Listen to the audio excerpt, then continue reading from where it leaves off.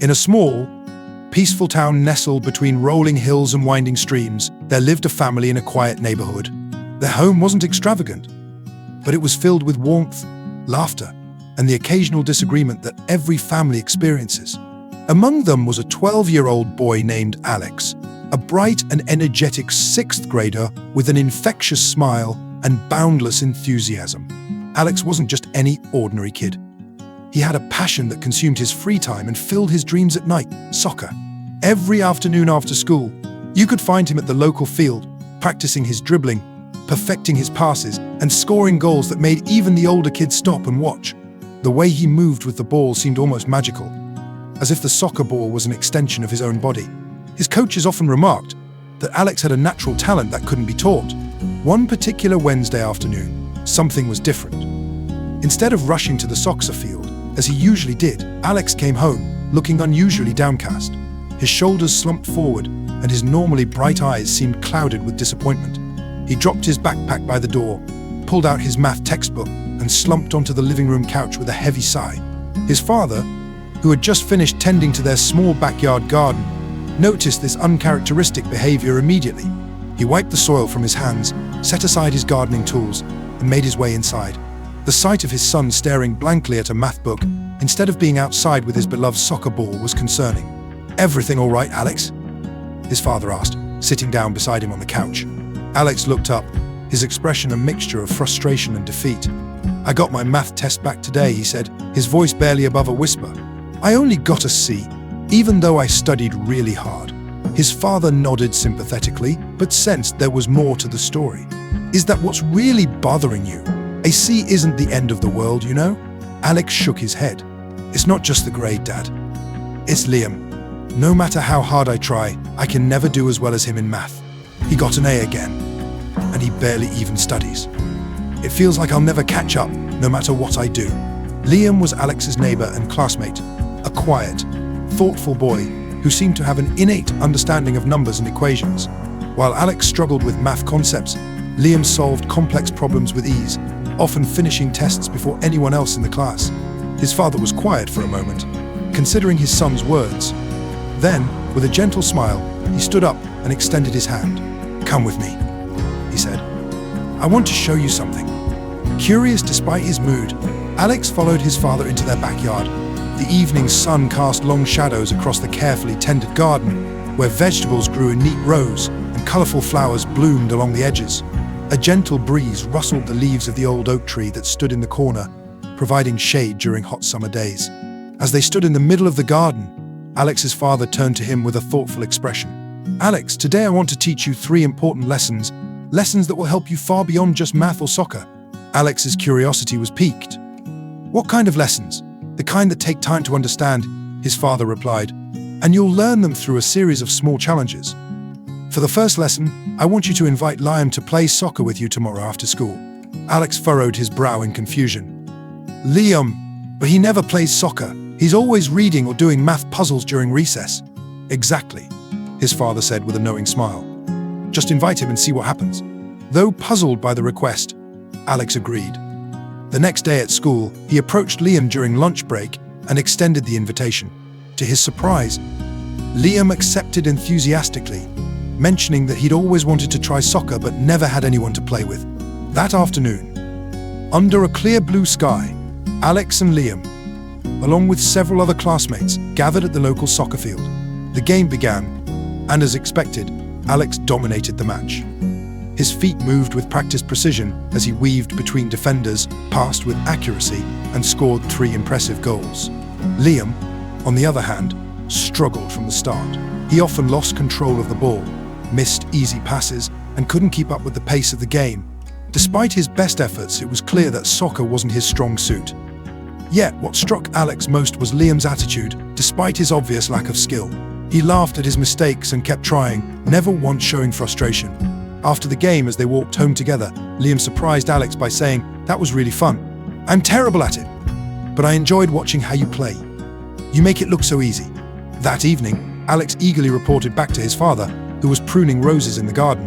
"Dad, you were right. Liam is really bad at soccer. He kept tripping over the ball and missing passes, but we still had a good time. and he didn't seem upset about not being good at it. His father smiled.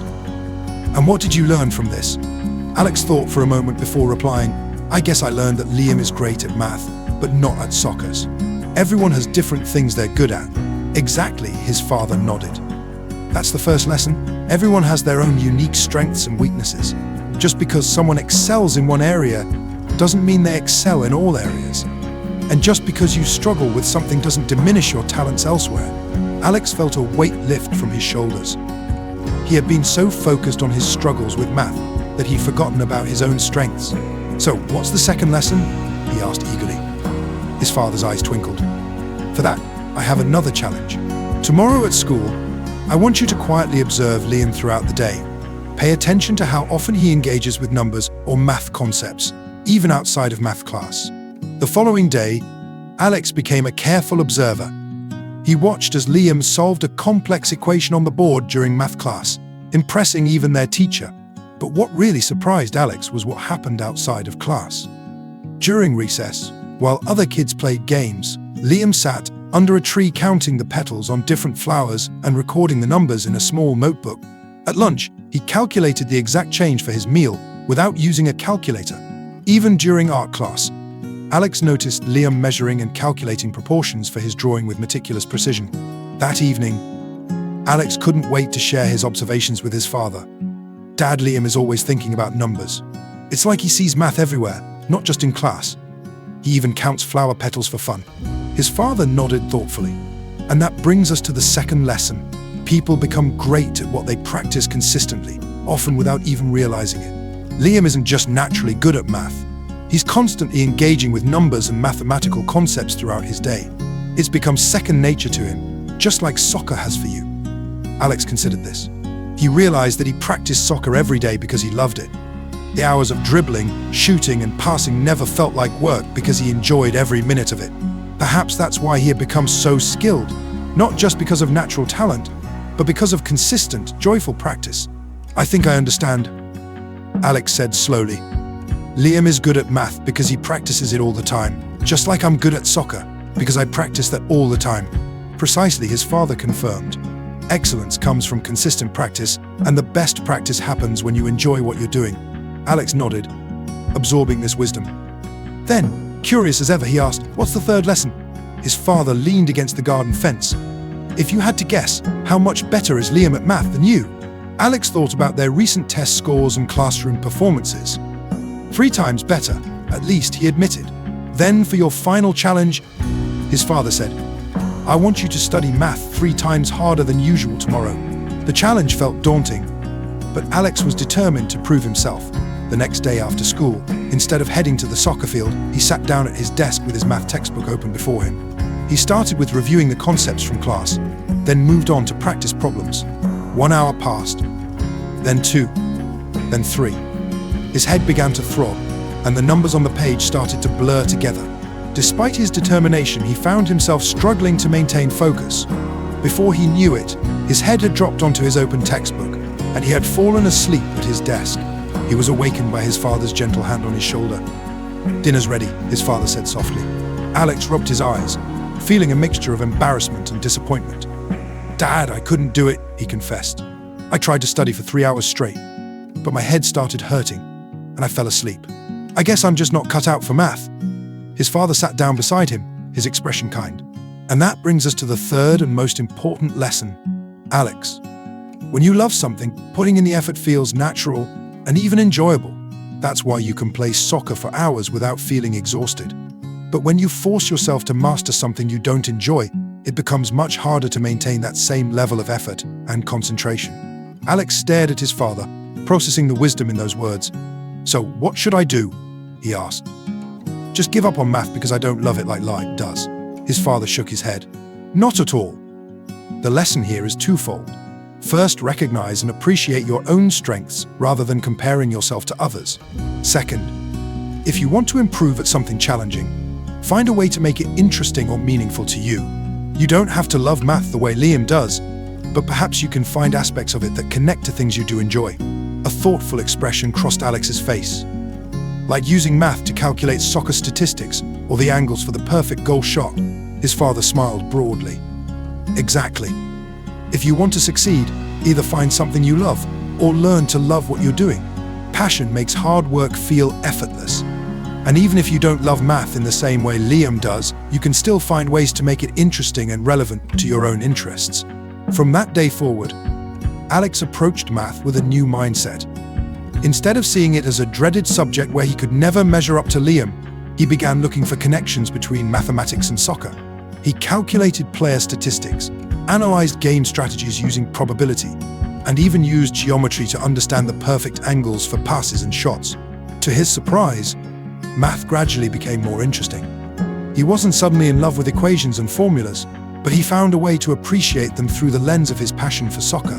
His grades improved steadily, not because he was trying to compete with Liam, but because he had found his own path to understanding.